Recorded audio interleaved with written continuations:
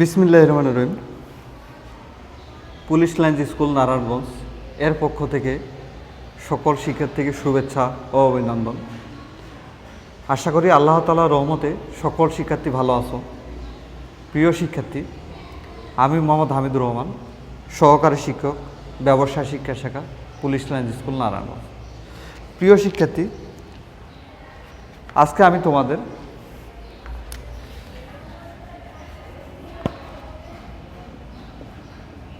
নবম শ্রেণীর হিসাব বিজ্ঞান বিষয়ের দ্বিতীয় অধ্যায় নিয়ে আলোচনা করব। প্রিয় শিক্ষার্থী, এই অধ্যায়ের আরও অনেক ক্লাস করানো হয়েছে। প্রিয় শিক্ষার্থী, আশা করি তোমরা সেই ক্লাসগুলো ভালোভাবে দেখেছো এবং অঙ্কগুলো ভালোভাবে বুঝতে পেরেছো, সেই অনুযায়ী বাসায় কী করেছো, প্র্যাকটিস করেছো। প্রিয় শিক্ষার্থী, আজকে আমি তোমাদের অধ্যায় 2-এর অনুশীলনীর প্রশ্ন 4 নংয়ের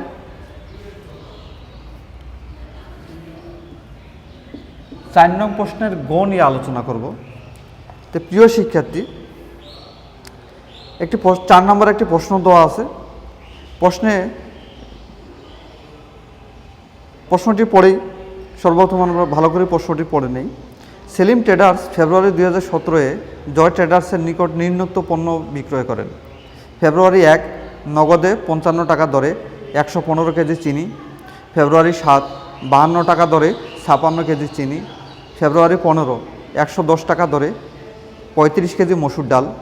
এবং সেলিম ট্রেডার্সের মোট বিক্রয়ের উপর 10% কারবারি বাট্টা মঞ্জুর করেন।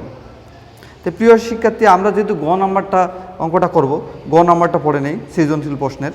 ফেব্রুয়ারি 15 তারিখে লেনদেন হতে চালান প্রস্তুত করো। এই হিসাব বিজ্ঞান ক্লাসটি যখন তোমরা দেখবে তখন বই সাথে নিয়ে দেখবে।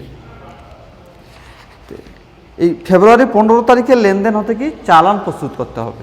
তো প্রিয় শিক্ষার্থী, সর্বপ্রথম আমরা পড়ে নিই যে চালান কি। চালান হলো পণ্য ক্রয় এবং বিক্রয়ের একটি প্রমাণ্য দলিল।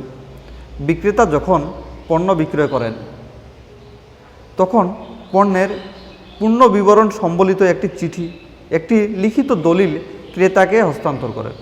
অর্থাৎ চালান হচ্ছে একটি প্রমাণ্য দলিল। বিক্রেতা পণ্যের পূর্ণ বিবরণ লিখে ক্রেতাকে হস্তান্তর করেন। এই লিখিত দলিলই হচ্ছে চালান।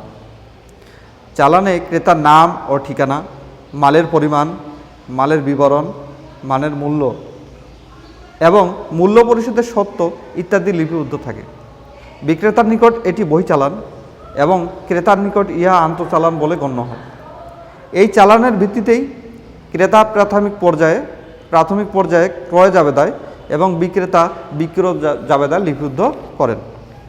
তো প্রিয় শিক্ষার্থী, আমরা এবার প্রশ্নে এসে যাই। আমি একটা ছক আগে এঁকে রেখেছি, অর্থাৎ এটি চালানের ছক, যাতে সময় কম লাগে।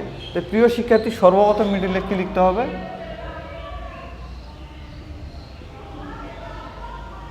চালান। তারপর সর্বপ্রথম এখানে উপরে বাম কোণে চালান নং।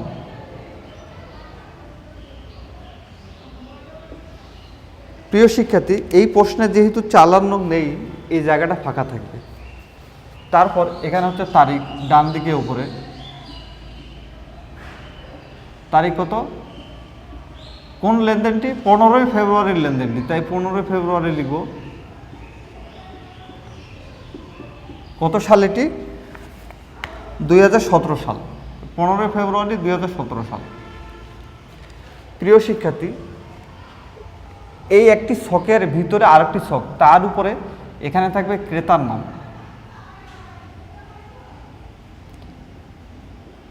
ক্রেতার নাম থাকবে। তো প্রিয় শিক্ষার্থী, এই অঙ্কটা ক্রেতার নাম কি? সেলিম ট্রেডার্স ফেব্রুয়ারি 2017-এ জয় ট্রেডার্সের নিকট নিম্নোক্ত পণ্য বিক্রয় করেন। অর্থাৎ সেলিম ট্রেডার্স জয় ট্রেডার্সের নিকট বিক্রি করেন। তাহলে ক্রেতাকে জয় ট্রেডার্স।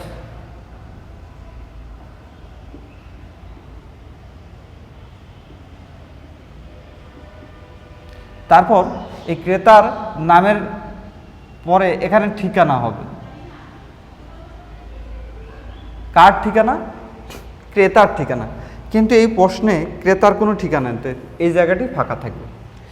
চালানের উপরে মধ্যখানে বিক্রেতার নাম থাকবে। বিক্রেতা কি এখানে? সেলিম ট্রেডার্স।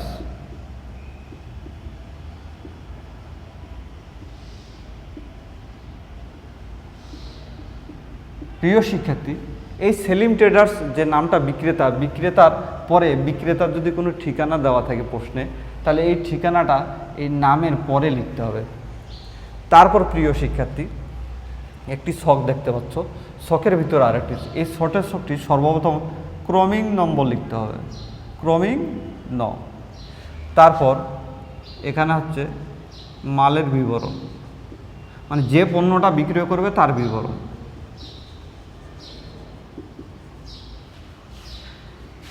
এটা হচ্ছে দর,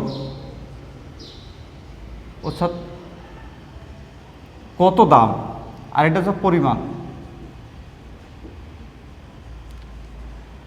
মনে করো কত কেজি বা কত লিটার বিক্রয় করা হয়েছে, এখানে হচ্ছে কত টাকা। তো প্রিয় শিক্ষার্থী, ক্রমিক নং 1 সর্বপ্রথম যে ফেব্রুয়ারি 15 তারিখে 110 টাকা দরে 35 কেজি মসুর ডাল। তাহলে মালের বিবরণ কি?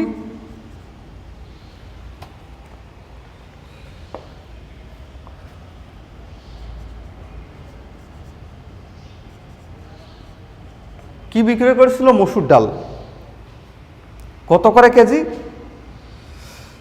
110 টাকা দরে কত কেজি? 35 কেজি। তাহলে প্রিয় শিক্ষার্থী কত টাকা হলো?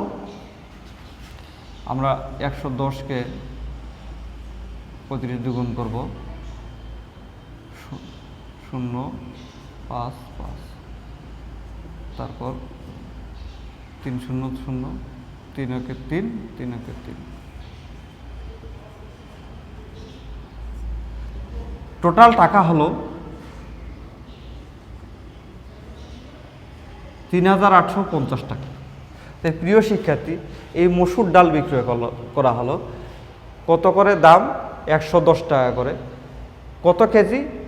35 কেজি। কেজি কতটা এখানে লিখে দিই। কত টাকা? 3850 টাকা। প্রিয় শিক্ষার্থী, তারপরে এই প্রশ্নে দেখো যে সেলিম ট্রেডার্স মোট বিক্রয়ের উপর 10% কারবারি বাট্টা মঞ্জুর করেন। প্রিয় শিক্ষার্থী, তোমরা নিশ্চয়ই বাটা যে শু আছে সেই শোরুমে গেছো বা ফ্রিজ কিনতে গেছো নিশ্চয়ই তোমরা। তো ওখানে লেখা থাকে বাটা শু বা অ্যাপেক্স শু এর যে দোকানগুলো শোরুমগুলো আছে, ওখানে দেখবে যে 10% অফ বা 20% অফ, 20% ডিসকাউন্ট। এর মানে হচ্ছে তোমাকে কি দিল? ছাড় দিল। অর্থাৎ 20% ডিসকাউন্টের অর্থ হচ্ছে যদি 100 টাকা কোনো পণ্যের দাম হয়, 20% কত হয়? 20 টাকা। অর্থাৎ তোমাকে 100 টাকা থেকে 20 টাকা ছাড় দিবে, অর্থাৎ 80 টাকায় পণ্যটি তোমার নিকট বিক্রয় করবে। তো এই সেলিম ট্রেডার্সও 10% কারবারি বাট্টা অর্থাৎ ডিসকাউন্ট অর্থাৎ ছাড় দিবে। তাহলে এখানে লিখতে হবে বাদ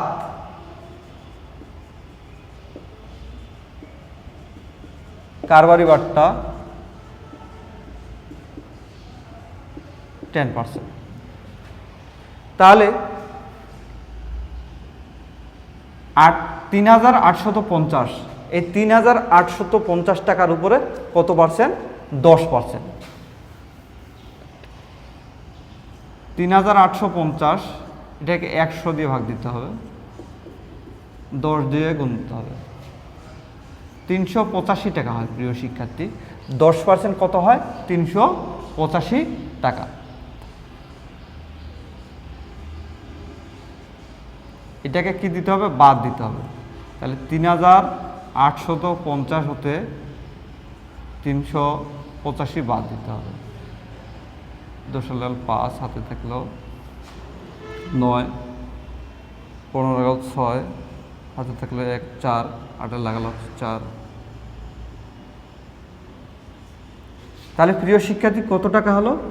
3465 টাকা। যেহেতু এখানে হিসাব শেষ, তাই সমাপ্তি রেখা অর্থাৎ দুটো সমান্তরাল রেখা এঁকে দেব। তো প্রিয় শিক্ষার্থী,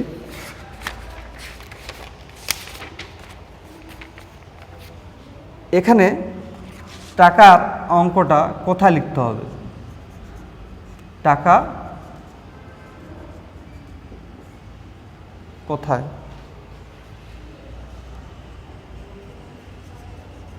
কত টাকা? 3,465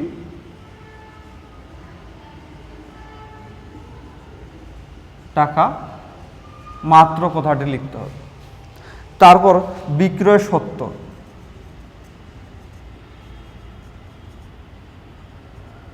প্রিয় শিক্ষার্থী, অনেক সময় অঙ্কে বিক্রয় সত্য দেওয়া থাকে, যেহেতু এই অঙ্কটি দেওয়া নাই, অর্থাৎ 4 নং প্রশ্নের গয়ে এই প্রশ্নে কোনো বিক্রয় সত্য নেই, তাই এই জায়গাটি ফাঁকা থাকবে।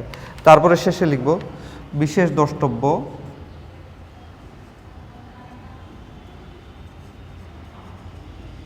ভুল ত্রুটি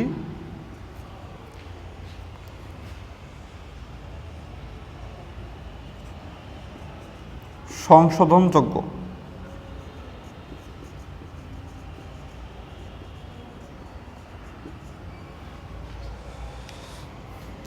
এখানে শেষে হবে বিক্রেতার স্বাক্ষর।